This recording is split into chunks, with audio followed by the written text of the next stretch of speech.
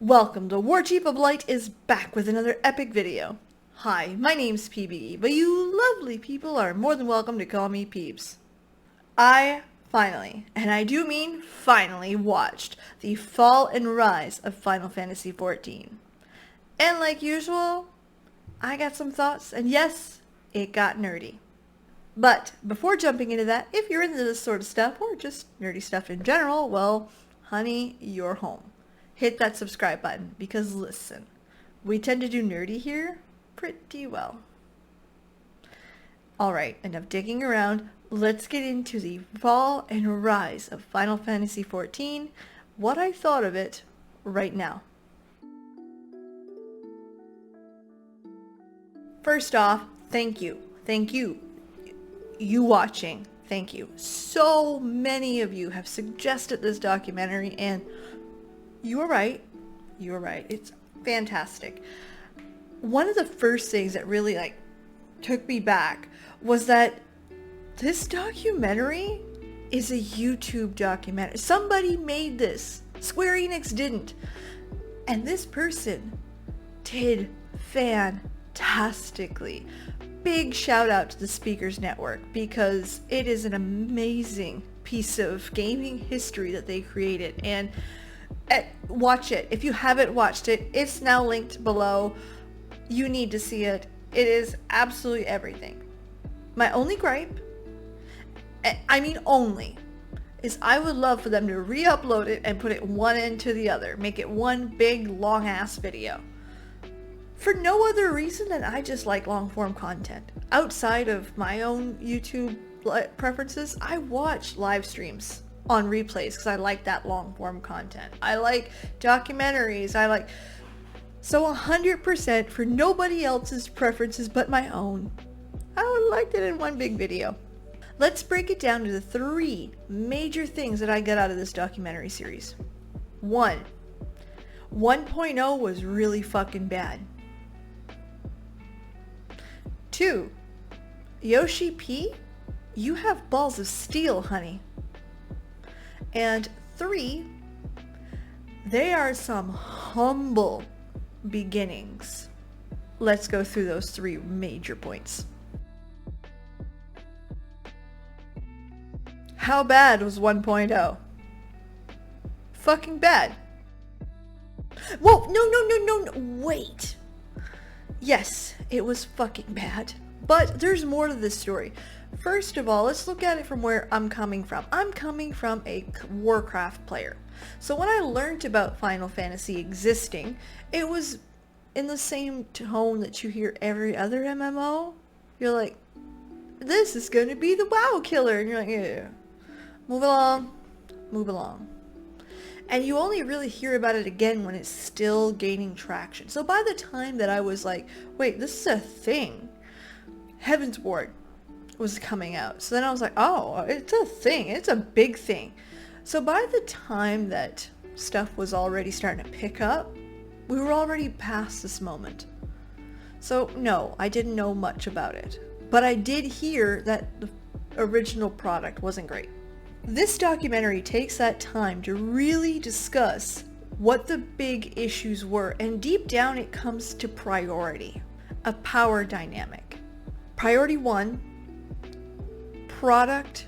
Priority 2, branding and financial. Priority 3, consumer. In that order. They had an attitude that it's got Square Enix written on it, it's got Final Fantasy on it, no problem. Money. Printed, baby. Nope. They fucked up pretty bad. And it took someone to change that dynamic to be able to correct the mistake that was made. There's a few things that kind of blow my mind about it. The fundamentals of the game were fucked. Deep down to the UI, the map design, quest design, everything except for cinematics was trash. Straight up trash. It's hard to deny anything but it.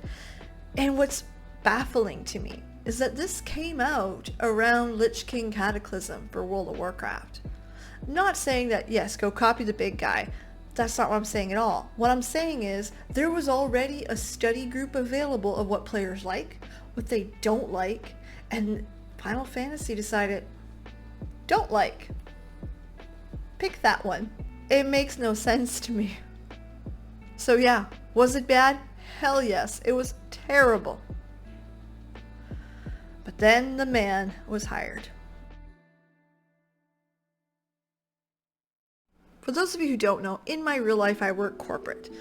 And no, I'm not the CEO of anything. I'm the bottom of the totem pole in some company in the true north. That's Canada. But I do understand stakeholders and shareholders very well, even if I don't have a strong understanding of gaming industry. I can't imagine, even for a fraction of a second, someone walking into a boardroom and saying, no, product's trash. We are going to cut it, burn it with fire. We are going to build it from the ground up while supporting it, flip the switch, and make it better. Looking the shareholders in the eyes when they ask, okay, what's this gonna cost? What's our return? I don't know. I don't know. We might be successful. We'll save face. I mean, it's worth something. But no, I cannot guarantee a return on investment. Yoshi-P did this. He did. He took his vision of the game and said, no, this is fundamentally broken. We need to change that dynamic. Priority 1, player. Priority 2, Final Fantasy branding. Priority 3, money. He did this in a boardroom. Someone had to approve this. Can you imagine Blizzard doing that? And no, listen, that wasn't a dig to Blizzard. That could have been Ubisoft I put in there. That could have been anybody else. It's really an American business model versus Western, that a large company would accept something like that in order to save the branding for future endeavors, which it is the long game. And Square Enix did choose correctly to save the long game. I also want to admit that it's so easy to look back and be like, yeah, you did the right choice, totally. Again, somebody had to be like, shit, we're going to put all this money into it and we have no idea if we're going to be successful. Not a clue. We're trusting the new guy. And Square Enix bought it. Square Enix said, yeah, go ahead. I'm pretty sure they didn't do it unbegrudgingly. I'm sure there was some arguments. I'm sure there was many meetings on that one.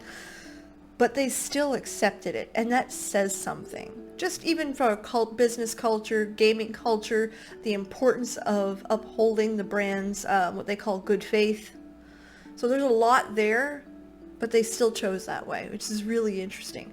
And yes, we know that it was successful.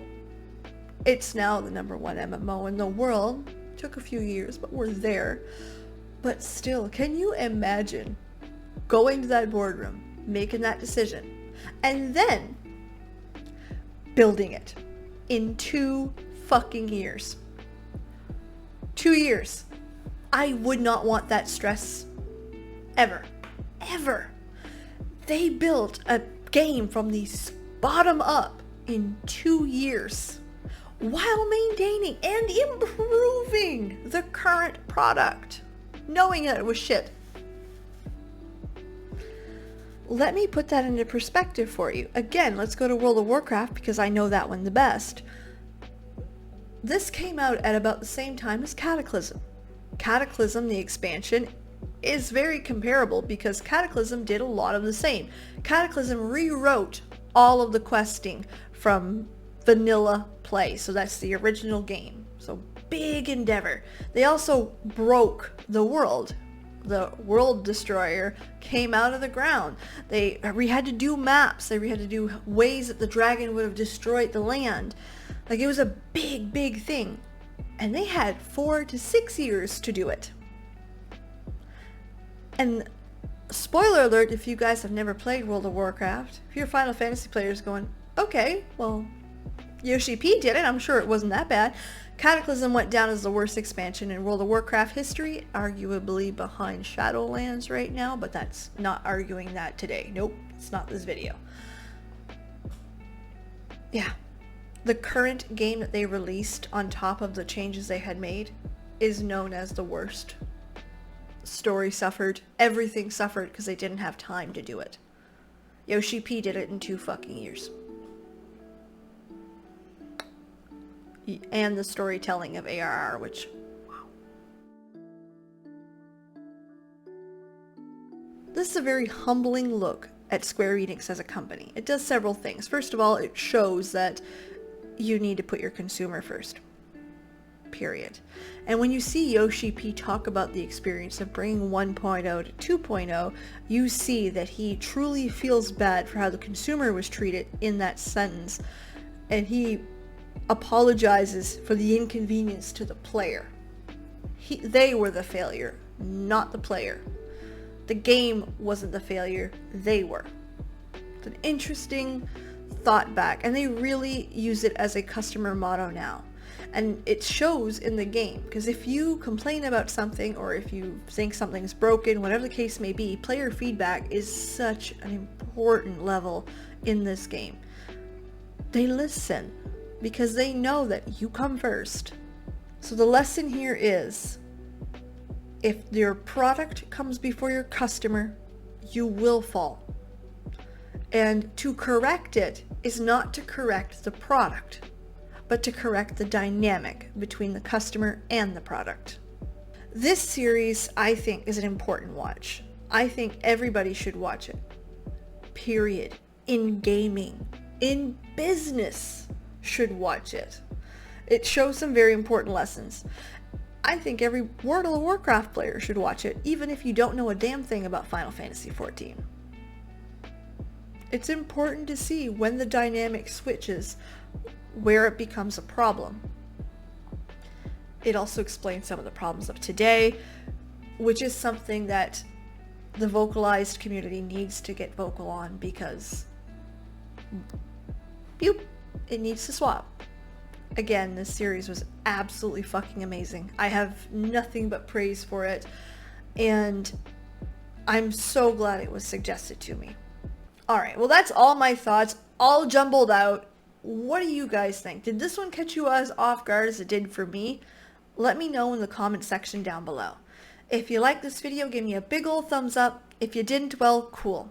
Be honest with me. I'm a big girl. I can handle it. Bonus points if you tell me why you didn't like it. Feedback is the best way to improve. And if you like Final Fantasy, lore, even this is a business deep dive, which, interesting. You like nerdy stuff, you like me, I don't know. Either way, hit that subscribe button. And while you're down there, ring that bell. That way you'll get notifications every time I go live and upload, and bitch, we do that a whole lot. I have at least 3 live streams a week and at least 1 video a week. So we be poppin'.